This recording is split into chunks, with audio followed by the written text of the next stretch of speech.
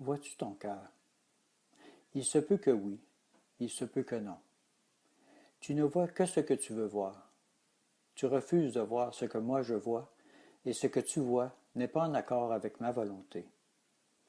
Tu dis m'aimer, mais avec ta tête tu fais le contraire. Ton cœur se refuse à se soumettre. Je te dis, courbe-toi devant moi et soumets-toi. Mon retour est proche. Oui, ma venue est pour bientôt. Seras-tu prêt? Je te dis que je viens bientôt. Laisse-toi aimer. Laisse-moi te transformer. Je ferai de toi un enfant de Dieu qui éclaire au milieu de ce monde de ténèbres. Lorsque viendra mon amour sur toi, tu comprendras qui je suis. Pour l'instant, tu ne fais que ce que tu veux. Mais ce que moi je veux, est-ce que ça compte pour toi? Réveille-toi devant ma volonté et fais ma volonté, car je t'aime et va en paix. Je vois ton cœur et ton attitude. N'oublie pas que je sais tout et que je vois tout. Ton Dieu t'appelle.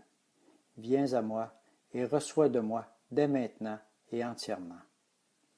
Voilà l'amour que j'ai pour toi. Bonjour à toi. Je viens te bénir aujourd'hui par un nouveau message que l'Éternel a mis sur mon cœur. Écoute attentivement ce que son cœur veut te dire aujourd'hui. Ce message s'intitule « Vois-tu ton cœur ?» Jésus voit ton cœur. Combien voient leur cœur? Combien savent que Jésus voit leur cœur, leur attitude ainsi que tout ce qui concerne la vie? Oui, il voit tout et il sait tout. C'est l'homme qui ne sait rien en réalité et qui ne voit rien en vérité. Jésus comprend ce que les hommes vivent, ayant lui-même vécu dans un corps d'homme et souffert pour nous lorsqu'il était sur la terre. Oui, le Père nous comprend. C'est pourquoi le Père éternel a envoyé son Fils Jésus pour nous aimer, nous sauver et nous délivrer de tout mal. Il est écrit dans le verset Jean 3,16 « Car Dieu a tant aimé le monde qu'il a donné son Fils unique, afin que quiconque croit en lui ne périsse point, mais qu'il ait la vie éternelle. » Amen. Oui, il est venu à notre aide, mais combien sont demeurés insensibles et indifférents à cet amour, comme à son aide? Toi, veux-tu de son aide? As-tu reçu son aide? Peut-il t'aider en tout temps et peu importe qui est devant toi ou ce qui se passe? Accepteras-tu son amour et son aide? Peu importe ce qu'il fera ou dira. Crois-tu qu'il peut t'aider? Sais-tu, comprends-tu qu'il veut t'aider? Il est écrit aussi dans le verset Jean 11,40. Jésus lui dit, ne t'ai-je pas dit que si tu crois, tu verras la gloire de Dieu? Amen. Veux-tu qu'il te transforme?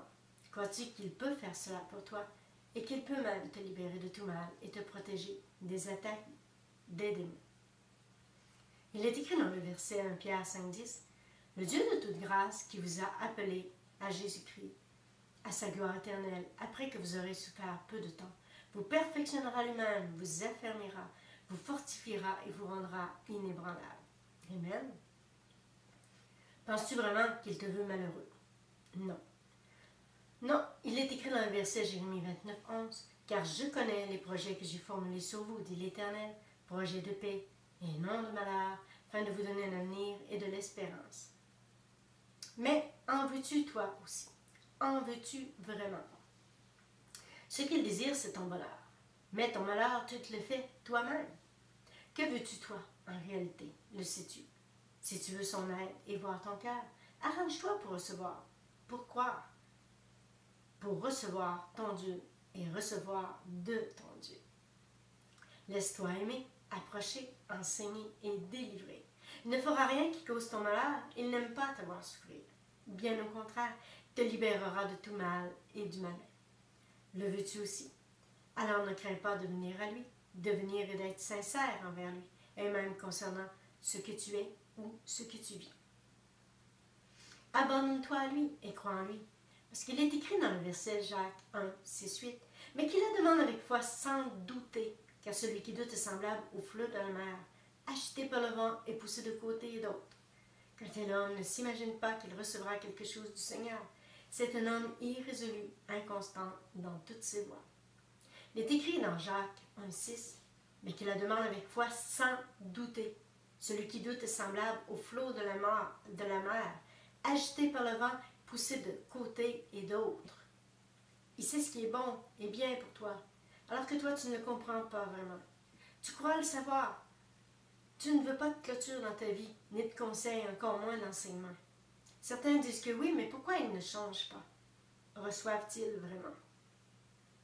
Oui, Jésus peut faire bien plus que tu ne le crois, mais encore là, tu l'ignores car tu ne douterais pas de lui. Tu le respecterais dans ce qu'il désire et ordonne à tous.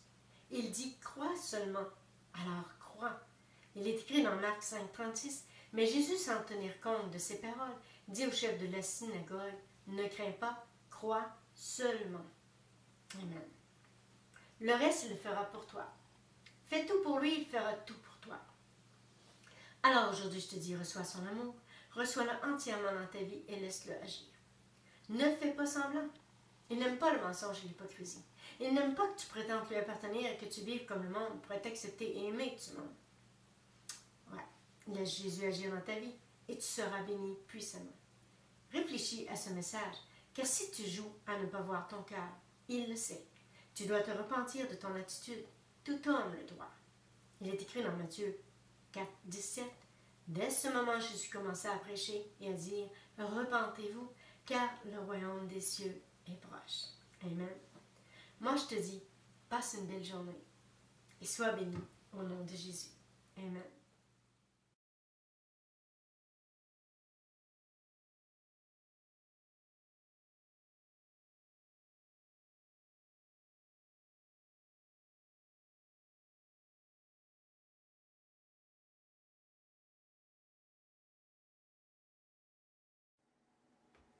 Bonjour à toi. Il me fait plaisir aujourd'hui de t'interpréter le chant « N'est-il pas ton Dieu ?» Oui, mais avant tout, je te demanderai qu'est-ce qui est le plus important ici-bas? N'est-ce pas de faire la volonté de notre Dieu? Le suivre et le respecter dans tout ce qu'il a ordonné pour chacun de nous? Comprendre sa volonté et croire en gardant son amour en nous, au jour le jour avancer en lui faisant confiance, gardant ses promesses et tous ses enseignements. Voici un chant qui encourage ses enfants, qui nous rappelle sa volonté et qui doit nous faire réfléchir. Alors moi je t'invite à écouter ce chant et à te laisser bénir. Amen.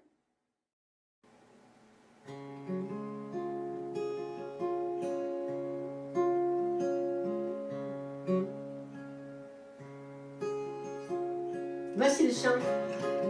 N'est-il pas ton Dieu?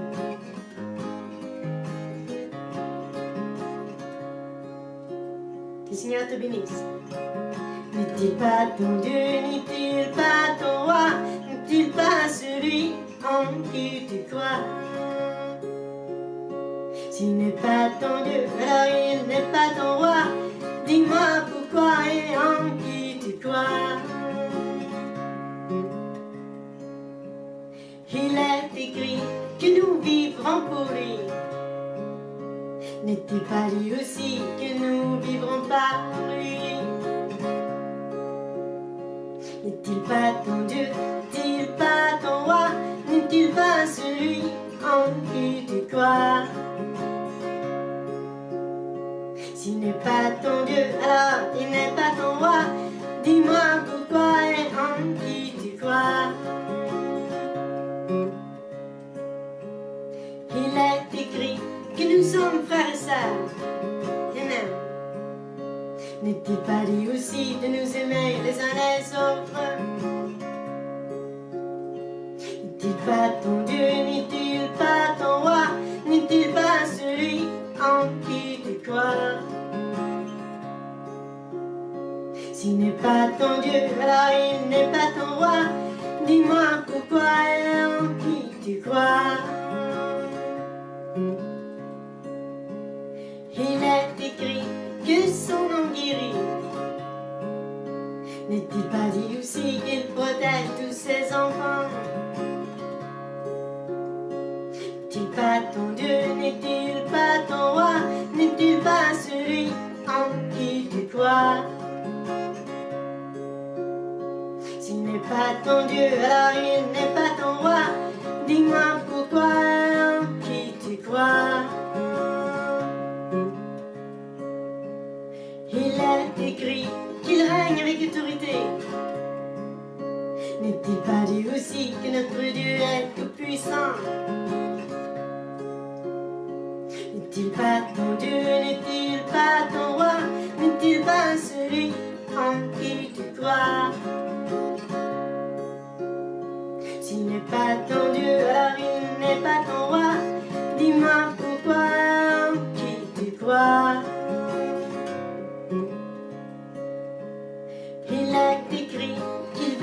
transformé. N'est-il pas dit aussi qu'il reviendra pour nous chercher? Amen.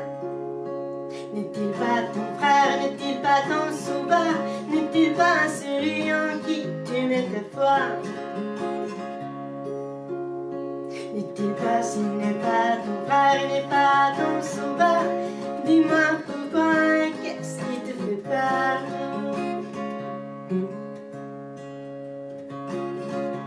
N'est-il pas ton Dieu, n'est-il pas ton roi, n'est-il pas celui en qui tu crois? S'il n'est pas ton Dieu, alors il n'est pas ton roi, dis-moi pourquoi, en qui tu crois?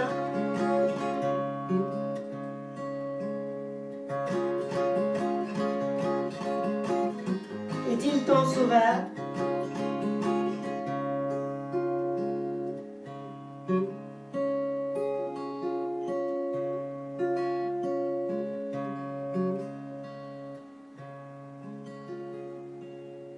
Que le Seigneur te bénisse.